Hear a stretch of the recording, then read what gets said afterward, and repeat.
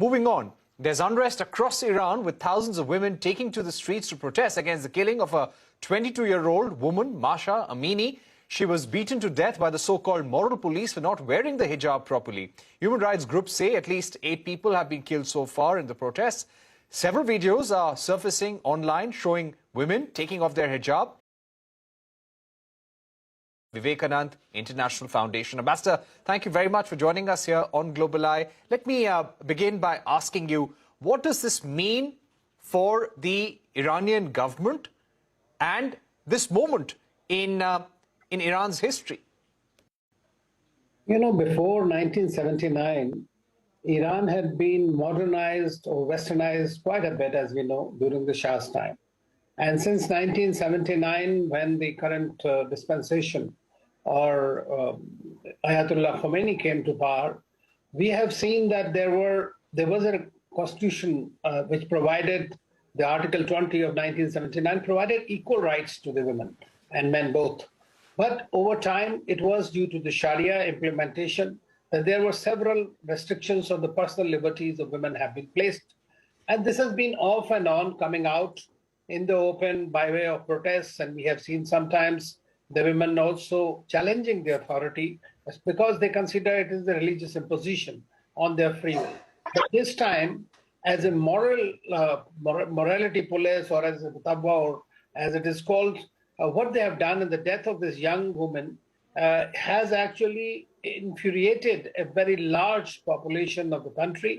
And there are also several other factors.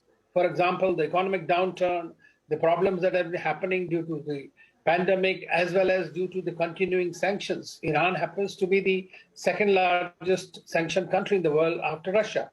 So there is, of course, there are problems. And that's why President Raisi, in fact, tried to put them, calm it down somehow. But then what we are seeing now is that there's anti-government and pro-government protesters, and there are clashes among them, and they are calling death to this or that. And those are the kind of things, and accusing evil strategy of the enemy, or for that matter, that the revolution's principles will not be defeated, or the values will continue to persist. Now, that is something that is going to not go down with the women, and they are continuing to oppose any imposition and trying to prevail in their own rights. Now, how it will go, we have seen what happened in 2019, right. And whether it will move forward in that direction, it remains to be seen. But definitely, we are looking at further escalation. All right. And we had seen Mahsa Amini, there were reports about her being hit by the moral police, her head being banged against a police vehicle as well. The UNHRC has called for an independent inquiry. Now, these global calls for investigation, this global attention, how will this impact the Iranian regime?